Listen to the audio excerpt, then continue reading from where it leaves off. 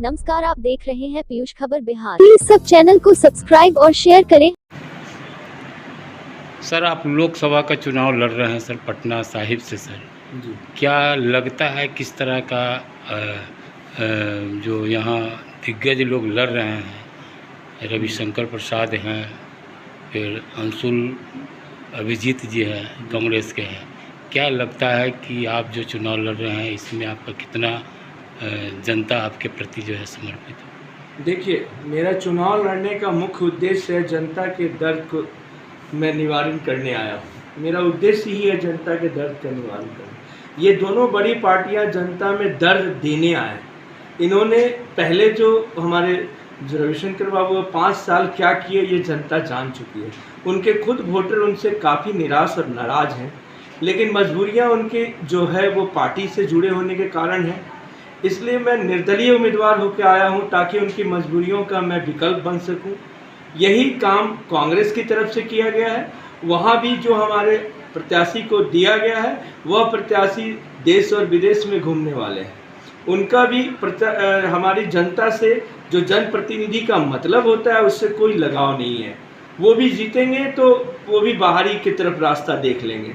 और जैसे अभी पिछले बार जो जीते हमारे रविशंकर बाबू, तो उनका भी बाहरी है। तो जनता हमारी इतनी बेवकूफ़ बन के, इतनी मूर्ख बन के रहेगी, यह चीज़ हमें नहीं समझ में आया। इसलिए मैं जनता का प्रतिनिधित्व के लिए मैं इतने बड़े समर में भाग लेने का कोशिश किया जो मेरे क्षमता से बाहर है। और इस बड़े चुनाव में इतने दल बल और पैसे की जो होड़ है उसमें भी मैं काफ़ी धन बल से भी छोटा हूँ। मेरी औकात नहीं है कि मैं एमपी का चुनाव और ये 6 विधानसभा में मैं घूम के और इतने बड़े प्रचार और इतनी प्रचार गाड़ियों का सारा समावेश मैं दे सकूं। लेकिन मैं जनता को संदेश देना चाहता हूं कि आप अपने जनप्रतिनिधि को पहचानें। आप ऐसा वोट न दें जिससे 5 साल तक आप पश्चाताप करेंगे, तो फिर क्या मिलेगा आपको। आप अपने जनता जो है मालिक हैं, स्वयं आप अपने वोट के अधिकारी हैं। तो अपना उम्मीदवार कम से कम वो स्वच्छ छवि का विद्वान होना चाहिए और आपके दुख दर्द को समझने वाला, जो आपके बीच रहने वाला होना चाहिए। तभी आपका वोट सार्थक है, वरना आपका वोट निरर्थक हो जाएगा और आप 5 साल के लिए पश्चाताप के सिवाय कुछ न बच पाएगा। इस तरह का कार्य करना हर हाल में मूर्ख वाला या बेवकूफ़ी का कार्य कहलाता है। इसलिए इस पर विचार करें।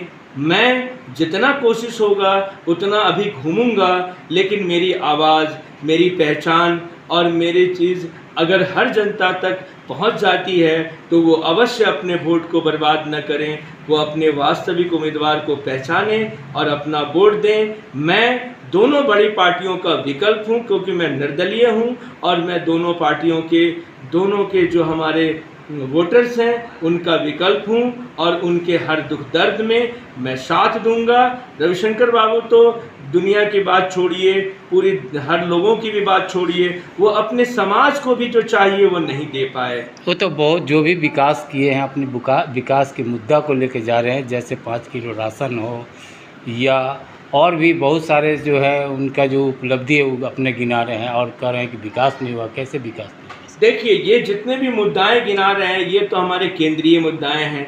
इसमें किसी का कोई मेहनत और खेत नहीं है। ये तो भारत की संपत्ति को हम भारत के लोगों में बांट रहे हैं। इसमें किसी की कोई बहुत बड़ी मेहनत और उपार्जन की बात नहीं है कि कोई अपना उपलब्धि ले रहा है। लेने वाला भी शायद अपने आप को समझ नहीं रहा है। इस तरह का शब्द बोलने का अधिकार नहीं है क्योंकि यह भारत के लोगों की संपत्ति है और भारत के लोगों को मिल रहा है। रही बात क्षेत्र का, जिस क्षेत्र से उन्हें वोट दिया जाता है, जो जनता उन्हें वोट देती है, उसको वो क्या दिए? आज अपने ही समाज को वो क्या दिए? आज राजेंद्र बाबू, हमारे लाल बहादुर शास्त्री, हमारे जन नायक जो है जयप्रकाश नारायण, इन लोगों के प्रति उनका क्या रहा? इन लोगों पर उनका कौन ऐसा चीज़ मिला राजेंद्र बाबू की प्रतिमा आज पूरे राजेंद्र नगर में वो नहीं दे पाए। लगातार वो अपने समाज का वोट लेके जीतते आते हैं। आज राजेंद्र बाबू की स्मारक हमारे गाय घाट में स्थित है, जो आज देखा जाए तो कचड़ों का भंडार बना हुआ है। यह कितनी दुखद बात है कि जो आदमी अपने समाज और अपने जनप्रतिनिधि के प्रति भी नहीं अगर अपना ध्यान रखेगा तो बाकी लोगों पे क्या होगा, क्या गुजरेगा, क्या उनके लिए करेंगे, ये तो उनसे ज़्यादा कोई नहीं बता सकता। आपके जीत जाने के बाद आप क्या विकास का मुद्दा लेकर के जनता के बीच में जाएंगे और जीतने के बाद क्या जनता को आप विकास करवाएंगे, किस तरह? देखिए, मैं तो जिस समाज के वोट मिलेंगे अगर वह समाज हमें देता है, राजेंद्र बाबू की मैं प्रतिमा और राजेंद्र स्मारक को मैं सुदृढ़ करके एक दर्शनीय स्थान बनाऊंगा। साथ ही मैं टोटल हमारा जो लोकसभा साहिब क्षेत्र है उन सारे तमाम क्षेत्रों में मैं एक कॉल सेंटर दूंगा, जिसमें हर व्यक्ति, परिवार या समाज की कोई भी किसी तरह की समस्या है तो उस कॉल सेंटर में आप अपना प्रतिवेदन दे सकते हैं, चाहे वो रोजगार से संबंधी हो, शिक्षा से संबंधी हो या स्वास्थ्य से संबंधी हो या किसी तरह का सामाजिक अपराध से संबंधी हो या किसी तरह का बेविचार अत्याचार से संबंधित हो। वो तमाम चीज़ों के लिए वहाँ पे आपके कॉल सेंटर पे लेटर लिए जाएंगे और उनका त्वरित निपटान किया जाएगा और महीने में एक बार मैं जनता के दरबार में हाजिर होऊंगा, जहाँ मैं साक्षात्कार लूँगा, जिसकी जो दर्द होगी उसकी डायरेक्ट मैं सुनवाई करूँगा। क्या लगता है सर, जो जितना इन्होंने जनता से वादा करके जा रहे हैं, क्या ये खड़े उतरेंगे? जी हाँ, मुझे विश्वास है। इनके जीवन चरित्र मैं बहुत दिनों से देख रहा हूँ, क्योंकि इनके यह ईमानदारी छवि के डॉक्टर हैं।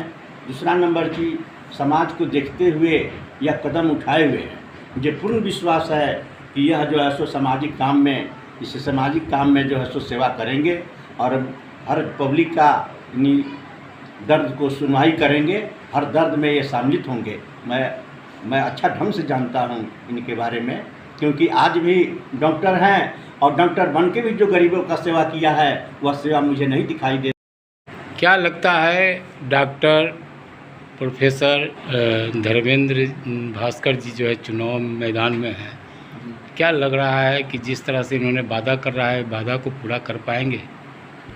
देखिए, कोई भी वादा करता है तो वो निभाता है या नहीं निभाता, वो जनता तय करती है। वो तब तय करती है जब उसका किया हुआ कार्य उसके सामने आता है एक उम्मीदवार के रूप में।